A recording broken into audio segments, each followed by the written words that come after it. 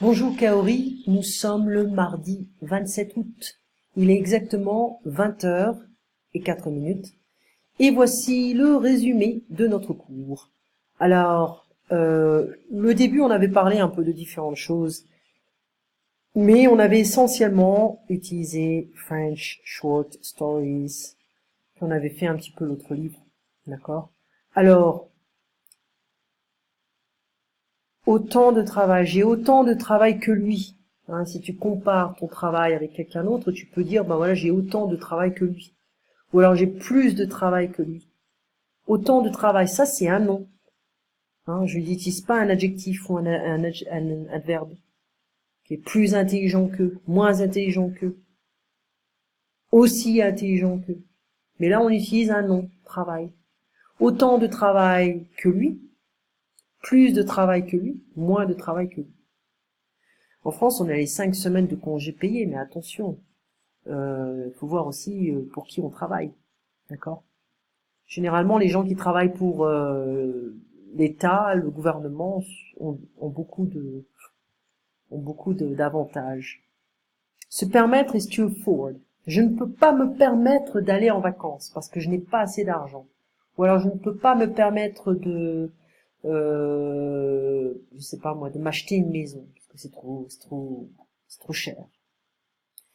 Qu'est-ce que tu peux te permettre avec un salaire français? Ça dépend, hein, où on travaille. Si c'est un salaire de fonctionnaire et encore, quel niveau? Parce qu'on a plusieurs catégories. On a les fonctionnaires de catégorie A qui, avec l'expérience, peuvent gagner beaucoup d'argent.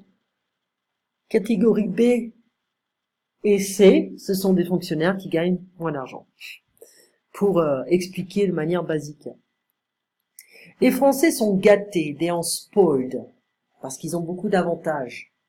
Si comparer leurs avantages avec le Mexique, les États-Unis et d'autres pays, c'est vrai que on pourrait se dire, bah tiens, on est quand même, on est quand même chanceux, lucky, chanceux en France.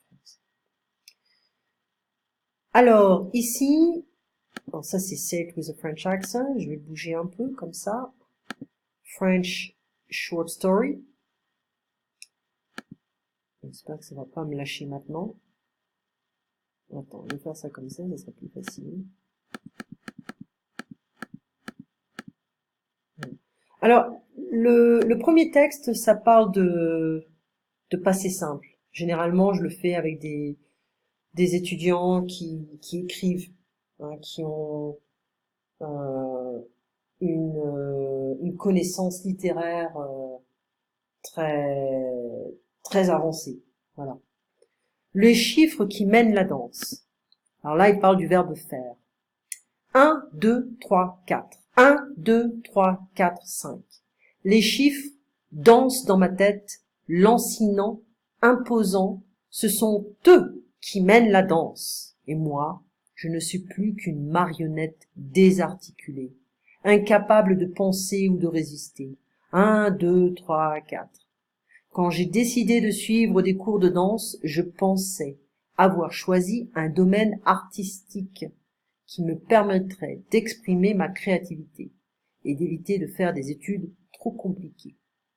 Alors on a des mots qui sont soulignés, nagging, lancinant. Ce sont eux qui mènent la danse. They are the ones to lead, to call the tune, to call the shots. Yeah. If you want the translation, like to lead the dance, but it would be better to call the shots. Yeah. Mener is to lead. Et moi, je ne suis plus qu'une marionnette désarticulée. I am no more than a dismantled puppet. Incapable de penser ou de résister. Je pensais avoir choisi un domaine artistique qui me permettrait, that would allow me, d'exprimer ma créativité, d'éviter, to avoid, de faire des études trop compliquées. Donc c'est une personne qui prend des cours de danse, qui pensait que ça serait facile, mais en fait non. Parce que ici, il y a beaucoup de règles, beaucoup de pas. Je voulais devenir une artiste comme ma mère qui est actrice de théâtre. Mais quand je vois avec quelle intensité elle doit travailler, le théâtre me paraît beaucoup trop contraignant. Je suis sûre que j'ai du talent pour quelque chose, mais je ne sais pas pourquoi. J'ai essayé les arts graphiques, mais c'était une activité trop statique. J'ai suivi quelques cours de piano, mais je me suis vite découragée, car je ne faisais aucun progrès. Alors, le théâtre me paraît, seems to me, paraître contraignant, constraining. Okay. Je ne sais pas pourquoi, I don't know, attends, où est-ce qu'elle est? Mais je ne sais pas pourquoi. It's not why, it's two words here. What for? For what? It's like I don't know which one. I don't know what talent I have. And for what? Okay? Donc I don't know for which form of art. Not to confuse with pourquoi. It's a mot in one word which means why.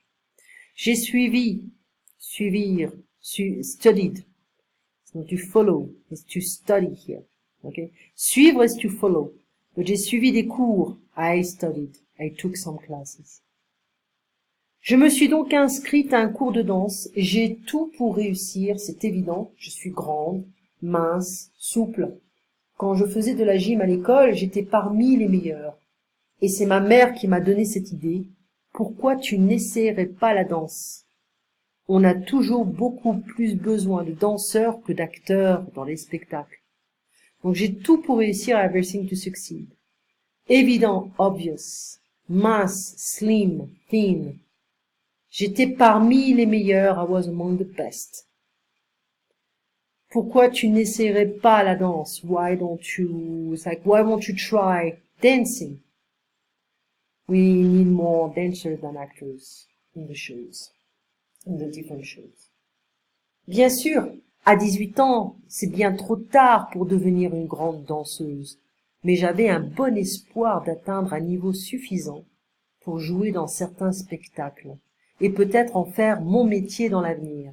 J'étais si heureuse quand j'ai été acceptée par l'académie de danse de la ville. C'est alors que j'ai commencé à comprendre que ce qui est le plus important dans la danse, ce n'est pas la souplesse ou la légèreté, non, c'est la discipline et le calcul. Le professeur ne sait parler qu'en comptant, au point que chaque pas de danse me semble être une addition. Chaque entrechat, une multiplication, chaque pirouette, une division. On l'a pas fait ça, ok? Donc je te donne la prononciation. Alors ça c'est le résumé de ce qu'on vient de dire, ok? Donc prendre des cours, suivre des cours, hein, voilà, to be discouraged, se décourager, etc., etc. En fait, c'est une fille qui n'est pas vraiment satisfaite. Elle voudrait être artiste comme sa mère, mais elle ne sait pas si elle a du talent. Elle ne sait pas si la danse est vraiment pour elle, hein, malheureusement. Donc, on va voir si elle a vraiment du talent, mais bon, pour elle, la danse, c'est comme des mathématiques. Multiplication, addition, soustraction, donc c'est assez dommage. Mais là, c'est bien parce que ce genre d'histoire te permet de voir du vocabulaire et de voir de vrais textes, de vraies histoires. Maintenant, Say It With a French Accent, la page 11, qui est assez... Je vais bouger ça parce que je ne vois rien. Hop. Et on va à la page 11. Ouh, je suis allée trop loin. C'est les formes négatives. Bon, là, on les a déjà faites, mais on va les revoir un petit peu. Ne pas, c'est la forme négative la plus commune. Je n'aime pas les escargots. Attention aussi, quand on a, par exemple, je mange du fromage, je ne mange pas de fromage. J'aime le fromage, je n'aime pas le fromage. Attention au verbe. Ne jamais, je ne mange jamais de la viande. Ne aucun, je n'ai aucun problème. I don't have any problems. Ne rien, nothing, je ne comprends rien. I don't understand anything. Elle ne fait rien de toute la journée. She does nothing all day long. She doesn't do anything all day long. Ne personne, nobody. So, je ne connais personne. Je n'aime personne. Ne plus, not anymore, no longer. No more. Je ne fume plus. I no longer smoke. I don't smoke anymore. Ne, ni, ni. Attention, il y a le ne là. Hein. Je ne regarde. Je vais donner un autre exemple. Je ne bois ni café ni thé. Tiens. Je ne mange ni fromage ni viande. So, je ne, ni, ni. Ne pas du tout, not at all. Je n'aime pas du tout manger la cuisine épicée. Je n'aime pas du tout quelque chose. Ne pas encore, not yet. Je ne comprends pas encore le système politique français. Ou alors je n'ai pas encore fait mes devoirs. Ne guère, barely, hardly. Je ne joue guère au tennis. I hardly play tennis. Ne pas toujours, not always. Je n'ai pas toujours le temps de lire. Je n'ai pas toujours le temps de regarder la télévision. Ne que, only. Je n'ai que 5 euros. I only have 5 bucks or 5 euros. Okay?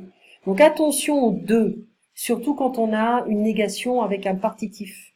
Participe, c'est du, de la, de à l'apostrophe, apostrophe, des.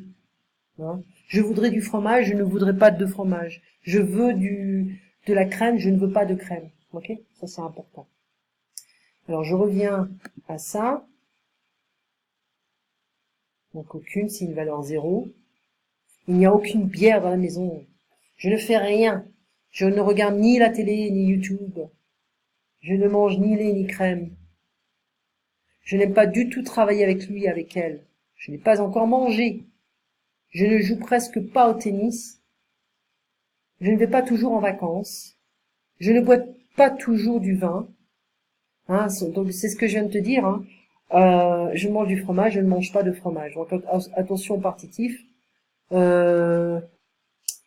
Et les verbes comme aimer, apprécier, détester, là on aura le l'aller. On va garder ça. Mais je voudrais un poulet. Je ne veux pas de poulet. D'accord? Donc un, une, du, de la, de à l'apostrophe, des, la forme négative, on utilise ne pas de. Amani une copine avec elle. Alors, on connaît quel temps fait-il aujourd'hui, hein, quelle température fait-il aujourd'hui, il fait 36 degrés Celsius ou Fahrenheit, hein. Il fait chaud ou froid, il fait beau, il fait doux, il fait frais, il fait mauvais, il fait du soleil, il y a du là, il fait 35 degrés Celsius, bien entendu, il fait du vent, il fait du soleil, donc il y a du soleil, on pourrait dire ça, il y a du vent, voilà. C'est bon, c'est bien. Donc on avait vu un peu la différence entre bon, bien. Bon, ça va être avant le nom. Un bon gâteau, une bonne femme, un bon travail. D'accord? Donc un bon travail, it's correct, it's fine, it's good job. Ok? Un bon garçon, a good boy. C'est un bon et beau garçon. Donc il est bon et beau. D'accord? Bon et beau sont avant le nom. Deux adjectifs qui sont irréguliers. Un bon docteur, une bonne étudiante, une bonne soirée, un bon vin, une bonne voiture. Avec le verbe être, quelque chose est bon, bonne. D'accord? Le vin est bon, cette bière est bonne, ça va, c'est bon. That's enough. Okay, don't give me more wine because I'm already drunk. So please, that's enough. C'est bon, ça suffit. Il a une bonne réputation encore devant le nom. Bonne, good reputation. Vos passe-pieds sont bons, good to go. Il fait beau, il fait bon, c'est la même chose. Le lait n'est pas bon. Ça suffit, c'est bon. Ok, we need to stop something. Bon, on a une autre expression, c'est ah bon, oh really. D'accord? Donc on va continuer bon avec le comparatif superlatif meilleur ou le pire. Et puis on va parler de bien avec mieux. D'accord? On va revoir ça. Alors je vais t'envoyer des petites choses, des petites vidéos, des petits audios, des choses comme ça. Et puis on se voit donc jeudi à 19h. Voilà. Avec ce programme, je ne peux que faire 15 minutes. Voilà, c'est QuickTime m'a lâché misérablement, donc voilà, je suis un peu bloqué avec cet enregistrement. On va également faire on va faire également ça, ce scénario vacation planning, planifier des vacances. Passe une bonne soirée et on se voit donc jeudi soir. Merci pour tout, Kaori. À très bientôt.